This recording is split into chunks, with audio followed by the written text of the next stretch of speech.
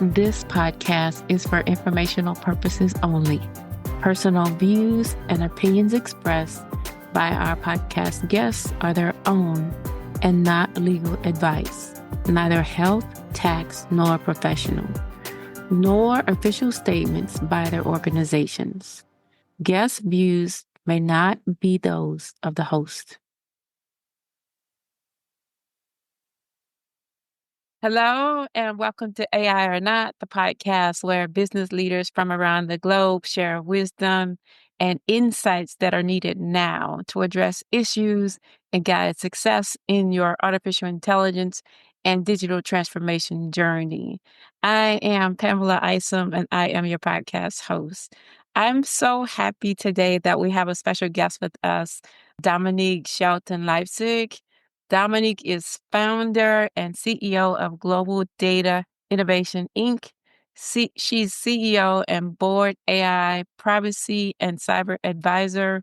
She's a Forbes 50 over 50 recipient, and she's a speaker and an author. And there's like so much more until I'm going to ask Dominique to fill us in. But Dominique, welcome to AI or Not. Thank you so much for having me, Pamela. I'm delighted to be here. Thank you so much. So please tell me more about you, your career journey, your trajectory, and if I left off anything, tell us all about your credentials. Thank you so much, Pamela. And first of all, I'm so honored to be here with you for all that you have accomplished and pioneered as it relates to data leadership. So this being here today really means a lot to me. In terms of my personal journey, I from Los Angeles and I went to undergrad at Brown University. I was very interested in international relations, diplomacy, and global affairs. And so I graduated from Brown in 1988 with a double major in international relations and French civilization. I actually spent a year studying abroad in France. It's so much I was committed to the global perspective. And then I went and got my law degree at Georgetown and graduated in 1991. And I went to Georgetown because I was so interested in global affairs.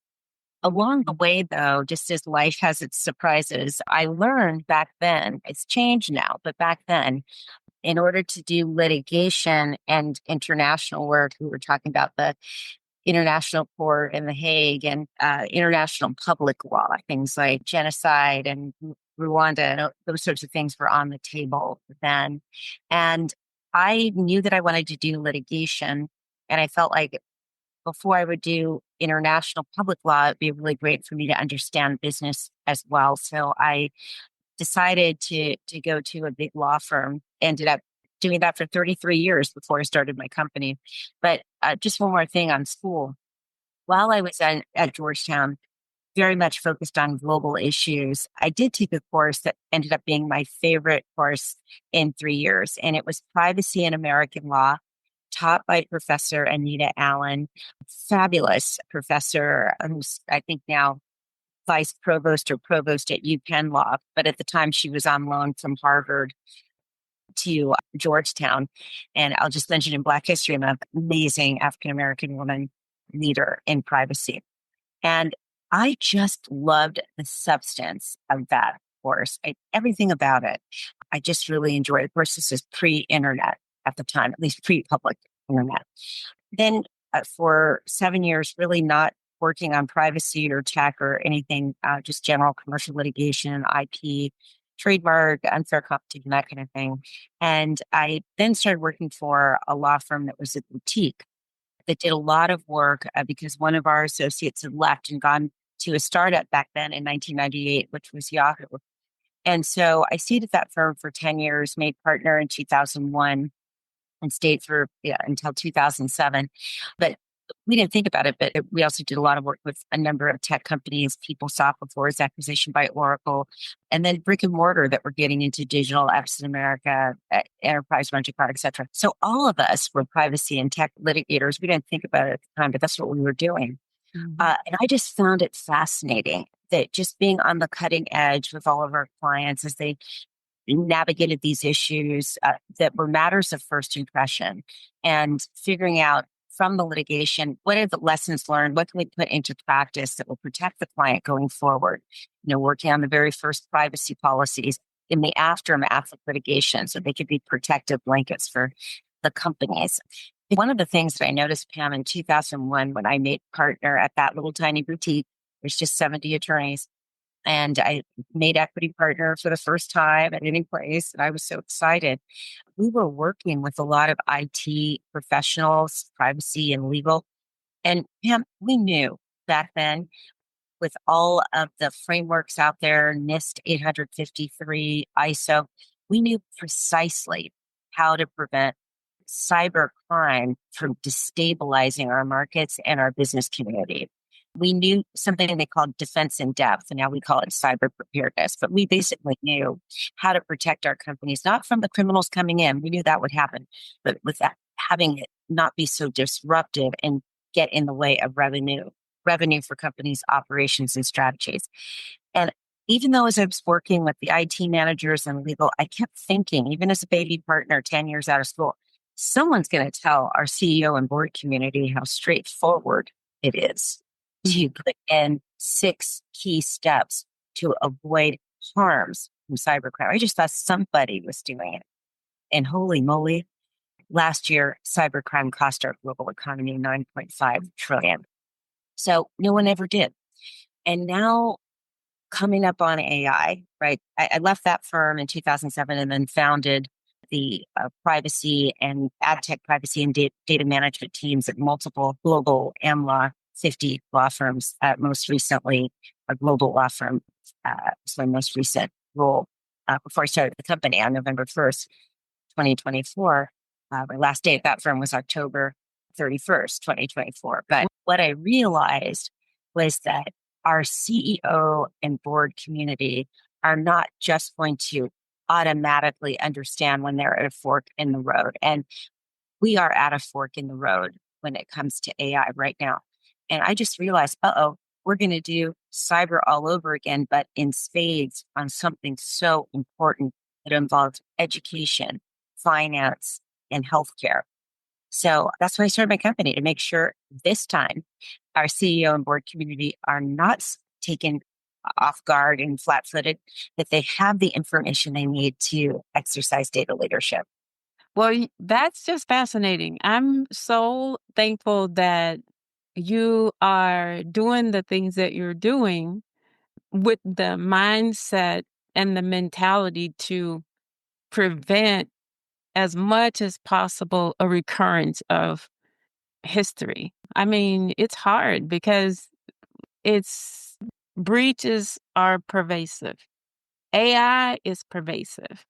The evaluation of AI and the study of AI and the data associated with it to understand how to amplify adversarial activity is pervasive, right? Like that's like some people just like thrive on this. So I appreciate what you're doing and that makes me think about our conversation. So there's a couple of things I think would be helpful for the listeners. One, let's talk about some legalities. Like where are we with regulations? We got the United States and we have the executive orders, and the executive order was there before that I was involved with and utilized under the Trump administration, the first round. Then the Biden administration had executive order, and then people got really nervous because now the new administration has revoked that executive order. And what's your take on all this? Like, should we be concerned, or what do we need to be doing? What do you think about that? Thanks, Pam. Pamela, this is such an important question, and it's one that a lot of people ask. And I want to put it in context for everyone. And some of this information is on my website, but there are 100 countries in 6 continents that have aligned on what trustworthy AI looks like. And when I mean trustworthy, accurate. How do we make sure our AI is accurate, especially when it's going to be inserted, and it already is, in every aspect of our lives? Let me personalize this for people and take it outside of the technical.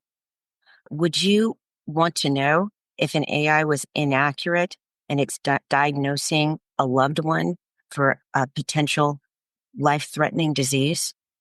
Would you want to know if the AI were drifting, if it is involved in transportation of your children to school? Would you want to know that AI is accurate if it's assessing the children in your family for going on to proceed with their education, or whether they're going to behavioral program for kids that have behavioral issues? What if the AI is wrong in that? What about our elders? Okay. Anybody taking care of seniors? Would you want to know if the AI just misidentified your loved one looking for care and didn't understand them reaching out in the middle of the night? You want to know that, right? If the AI is not picking up these things. That is why this is personal to all of us. It is not just business. It's not set and forget. This is our lives. And we have a say so in making sure that the things that we are using are accurate. It's also not, and I've represented companies my whole career, and I'm doing that now, Fortune 500 companies, market cap of well over 7 trillion. And it's not in any company's interest either for the AI to be inaccurate, because companies that have inaccurate or quality control issues are 400% less successful than those who don't. So it's the fork in the road and the steps necessary. So let me just say, regardless of whether the US joins in at the federal level with these 100 countries and 6 continents that have their legislation, or the federal doesn't, the point is, most of our companies want to get to scale so they can be global. So you don't want to be creating any AI, for example, that's going to be prohibited in a major market like Europe, or following the protocols that have been set up in growth areas where all the population is growing, Africa, Asia. Hello. Business imperative, but it's also very personal to individuals, and all of us are concerned. I mean, is your message here that we should be thinking about it more from a personal perspective and understand that when you think about it from that respect, it naturally folds into good business practices? Precisely. There's not a CEO in the world today that is a Fortune 500 or S&P, company that doesn't have an idea of what accurate product looks like in their company. You probably have very specific standards.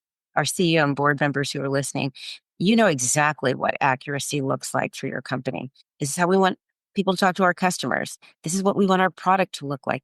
That's how you got to your brand name. And the only thing I'm saying is, what the legal frameworks give you guidance on, but you don't need a legal framework to tell you that the AI needs to know those standards too if it's going to represent your company. So basically, irrespective of what's happening in Washington, irrespective of that, do the things that we know we need to do in order to protect our assets and in order to take care of what we need to take care of, right? So remember to just take care of the things that we know are fundamental and critical to us, and let that be the thing that guides the conversation and the direction. And then what Washington is doing is kind of like, okay, but you do what you know we need to do. Because your point about accuracy is so important.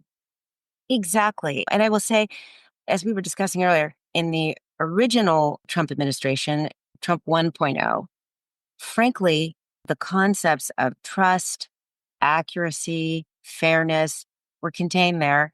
They were built out just slightly more in the Biden order. So it'd be interesting to see what, I did read the other executive order that came out in January, to unleash innovation. But of course, you can't unleash innovation if the innovation is inaccurate all over the place.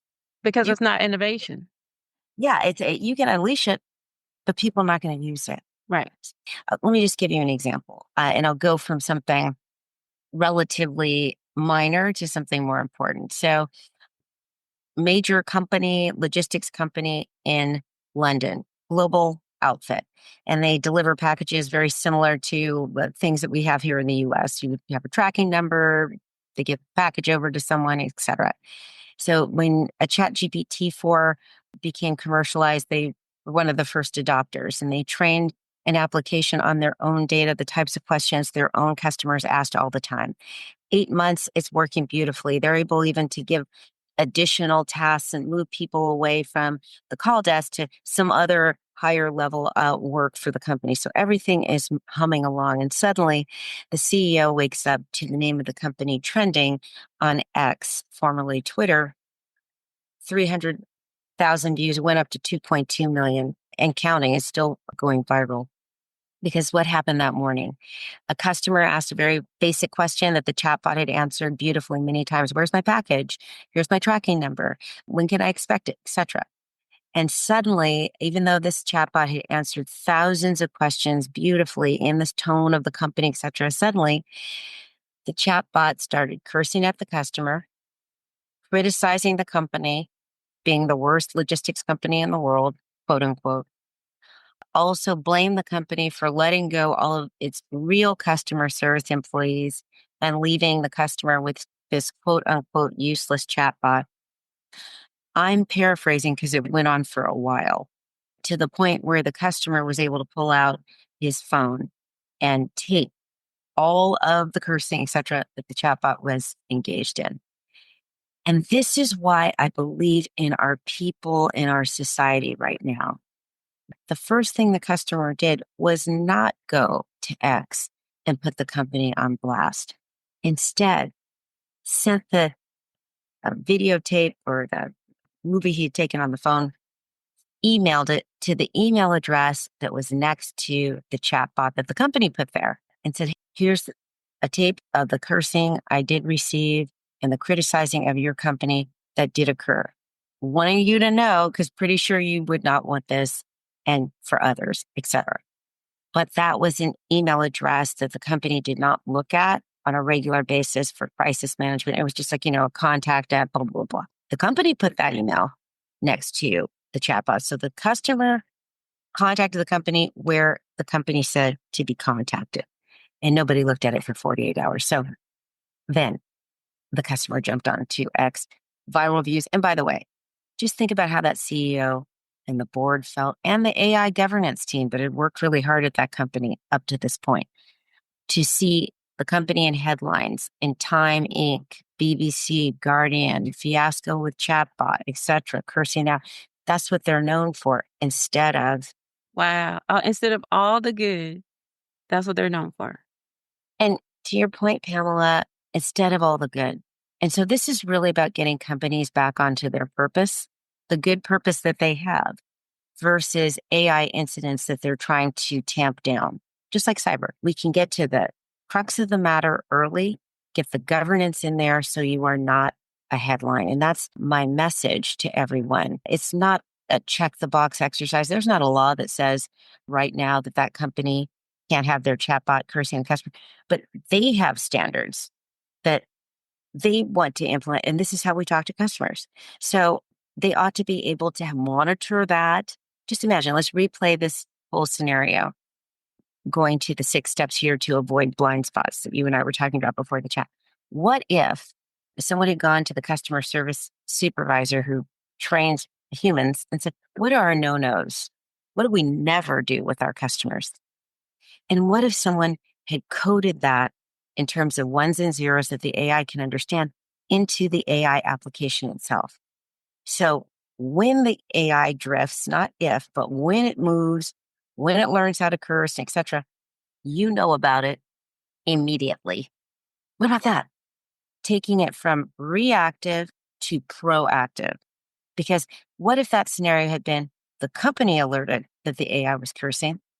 Rather than let that go on for days and metastasize, just get in there and write to the customer. Customer, we're experimenting with our new technologies. There's some verbiage that came to you. apologize. Here's where your package is. And we've taken the chatbot into surgery here to work on tone, and it'll be back on. I could be wrong, but I don't think that customer would have put the company onto X. Tell me more about some blind spots. So that's a good one there.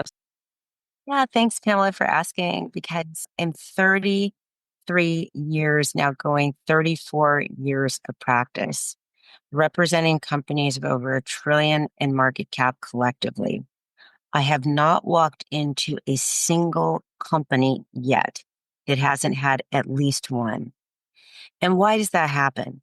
They have wonderful intentions. Everybody's working hard. It's almost like there are too many jobs out there. The consultants are putting everything together.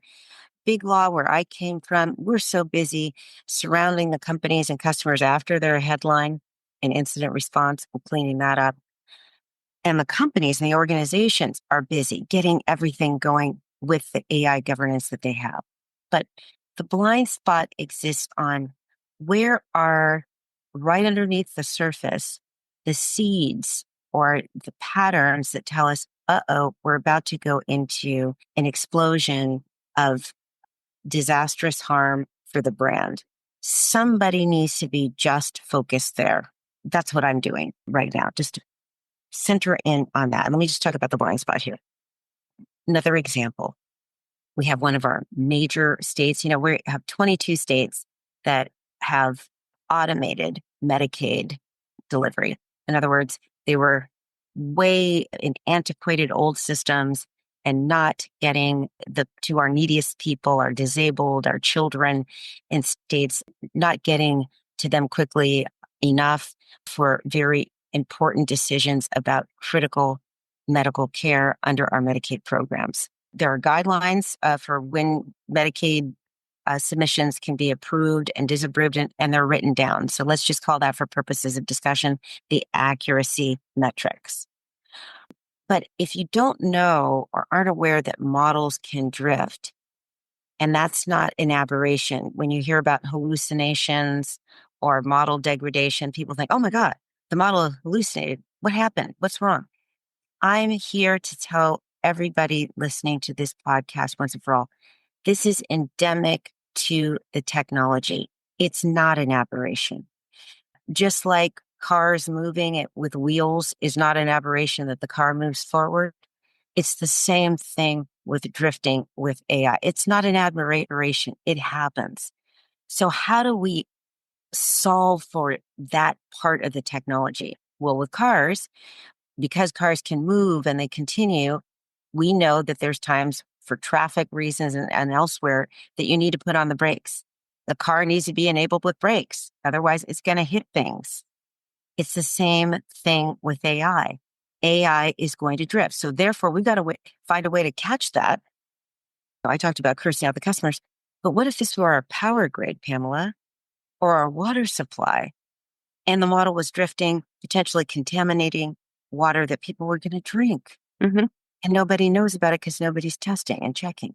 Mm-hmm. So when we talk about continuous testing, monitoring, and auditing, this comes out of the legal frameworks, and there's 6 other things that need to get done, but let's just talk about that alone.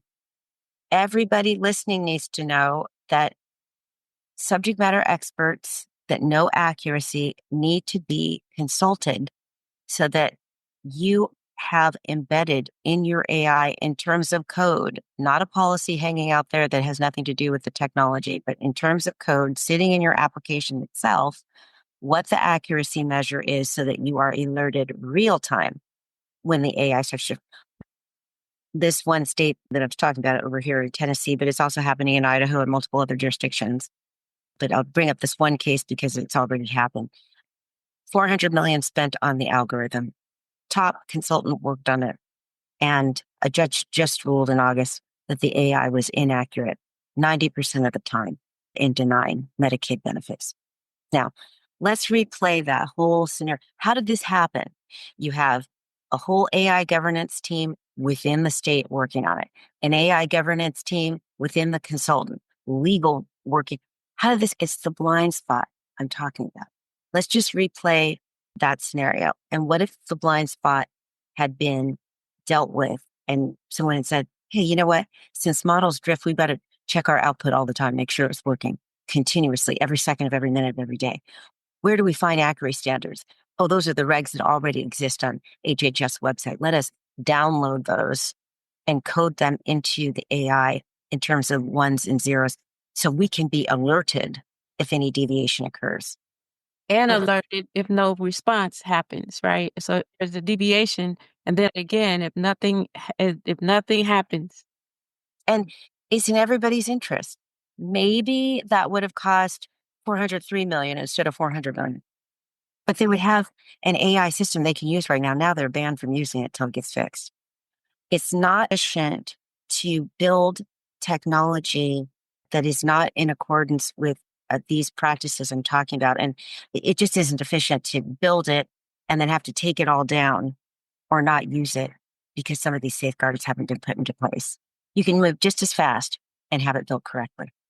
I definitely think that it's like the things that you're saying and the points that you're making here are those critical those quality assurance steps that we need to take that I don't know if we have said it's AI, so let it do its thing. Maybe the mindset is, well, if there is an issue, we have a crisis management team, so we'll let them deal with it. We know what to do because we know how to handle crises. I'm not sure, but I do think that consciously listening to what we're talking about here, it ought to cause a stir to get back to that. Don't be overwhelmed by these capabilities. Don't let that overwhelm us until we set aside the safety of our kids or the safety of our loved ones, which is what you started out talking about. So I really, really loved this conversation. And I really did. I was like, I need to get to her about these blind spots. And you know what's so great is if this will help people remember, I think of it in terms of trust. So if everybody could just pull out a piece of paper and just write the word trust vertically instead of horizontally, TRUST. And what if T stood for triage? Risk ranking your AI, treating high risk AI differently than low risk. And what if R, if you just keep this in mind, righteous data? What do I mean by that? Correct data going in to train the model that you have IP rights, privacy rights, and business rights to train with. Righteous data to train. U for uninterrupted testing, monitoring, and auditing. It's not enough to test every week or every quarter. As you mentioned, drift can happen in a matter of seconds. And you want to know about it if you're the CEO or if you're the board or if you're working on these matters in the company. Because look, when a company is destabilized with these headlines, it impacts market cap, jobs, lives. Okay. So we all have a stake in making sure we are proactive and not reactive. And then S, that's where you have supervision. When models drift, there's got to be someone to react, to your point, Pamela. Not just letting us know they're drifting, but a supervising human that goes in and looks at the last T, technical documentation of these continuous tests that you've been doing. Diagnose what the problem is with the model and get it back on track. Those are 5 straightforward trust activities that would take care of most of the headlines I've been talking to you about. Have to have cursing. You don't have to have models denying coverage when it deserves coverage, recommending the wrong medication to people. Talked about children. Right now in Florida, in a predictive policing model, there is AI that has misidentified children, 4th, 5th grade, as having violent tendencies because the AI did not understand tonality of joking and certain slang and so forth, pulling kids out of a learning trajectory into essentially a pathway to prison. Drift. That's not in anybody's interest. Certainly not the children, not their families, and not the police department and sheriff's department either, that are going down rabbit holes when real criminals are blowing up the schools elsewhere. This is why we have to get to accuracy and governance. And you mentioned something very important, Pamela, is instead of just letting things be reactive and let crisis management deal with it and blow up the company and market cap and everything else. Look at one of our major retail pharmacies right now that's under bankruptcy protection because their vendor's AI was misidentifying paying customers as criminals. Don't just think about the customers who are inconvenienced everywhere they go because of this tagged as criminals, etc. But think about the employees of that company in bankruptcy protection right now, having to close stores, be sued, etc., instead of being on their way in their mission, which is being a major retail pharmacy, one of our Yeah. public meetings. I do a digital trust summit. We're having it this year. I just announced on April 23 in DC to bring our CEO and board community together and get down to brass tacks. We're going to stop mystifying this stuff. It's just 5 things that you need to talk and make sure are happening in your company. Yeah, no, this is great. I have one last question for you, but before I ask you that last question, I want to know, you mentioned the legislation earlier. You mentioned different countries have legislation, so there should be no excuse for us not to find something to refer to. But is there a specific legislation that you would want to point people to, or anything that is maybe a good cross reference in addition to that? In the past, legislation in the US is good, but is there anything specific that you would want to point people to? Yeah, so I talk about this in my book, Trust, Responsible AI, Innovation, Privacy, and Data Leadership. There are 100 frameworks, but they really come down to the 5 things that I talked about. All of them say that. So if we at least implement those 5 things, that would be great. Also important, the EUAI Act is going into effect. For most of the provisions will be going into effect in a couple of years, but one that already went into effect at the time of taping just a few days ago on February 2nd, prohibited AI has to stop in Europe right now. Okay. So those of you listening, if you don't know what the prohibited areas of AI are in the EU, I want to invite you to, I have a free chapter of my book on my book website, not the Global Data Innovation website, but my book one. And you can download that and find out what those 17 are. But please do not think of this as static. That number is going to change. There's 17 prohibited now. Pretty soon, as time and more uses get finalized and our use cases come out more, look for that number to increase, and you need to stay on top of it.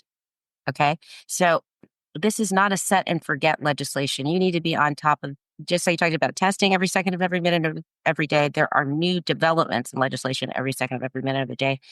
We've coalesced them and synthesized them in what we do in order to just say, this is what's across the board and this is what's everywhere. So the pneumatic that I gave you with these 5 words really is, I mean, trust with these 5 letters is really in every framework that I've seen in 100 countries, 6 continents. On global data innovation, if you want to get into the granularities, I do have a list that hyperlinks to the 100 countries around the world. But the EUAI Act is a great start. There's a lot in there. It's 375 pages. It's not just the word trust, okay?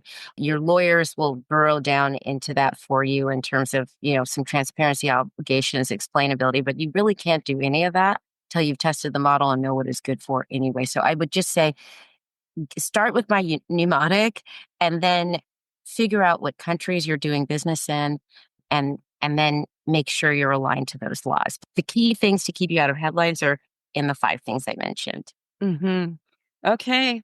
Well, my last question for you is, are there words of wisdom, advice, or a call to action that you would like to leave with the listeners? My call to action to you is this. If we do not want to be regretting and looking in the rearview mirror 25 years from now, what we do today in the next 15 to 18 months is critical. Most companies have already, and organizations and governments have already spent the past 2 years looking at pilot projects for AI. They have distilled down now the ones they want to move forward with, and they're going to step on the gas. And just like getting on the freeway, if you didn't have any brakes, you would have cars hitting each other everywhere, etc. It's the same thing with AI. Right now, we keep seeing a hallucination over there and a hallucination over here as a headline. It stands out because there's just not that many cars on the road. But as soon as everyone starts going at scale, you're going to see these things popping like popcorn. You do not need to be part of those statistics. Your tech needs to be built to the 5 areas that I mentioned so you can keep an eyeball out on them. Otherwise, you will be roadkill with negative headlines around your brand. We have about 15 to 18 months to effectuate this governance. So that means you can't wait. The 5 areas that I mentioned for trust, triage, making sure you have righteous data, uninterrupted monitoring, supervision, and technical documentation, you can set your organization in the right direction by asking questions about those 5 areas in 5 days. You can turn around where you are and course correct immediately. And that's what needs to happen so that you can begin to start to build your technology the way it needs to be built. Because after 15 and 18 months, after everything's already built, just as we learned with cyber, Pamela, once the tech was built 23 years ago and the standards were over here and they came into effect 23 years later, it's over 20 trillion it's cost our global economy. And just think what we could have done in terms of jobs, real estate, growth, education with that 20 trillion instead of having it go to crisis management.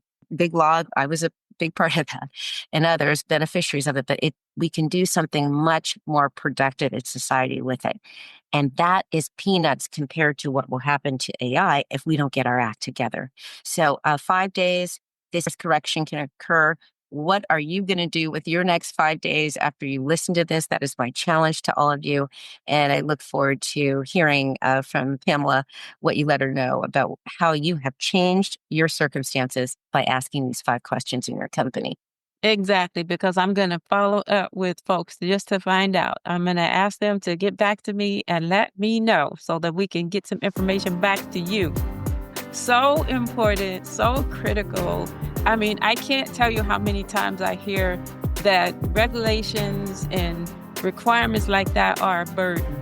But what we discussed today is that's nothing compared to not doing it, right? So I want to thank you so much for being here and for talking to me and for making it plain, just making it plain for folks.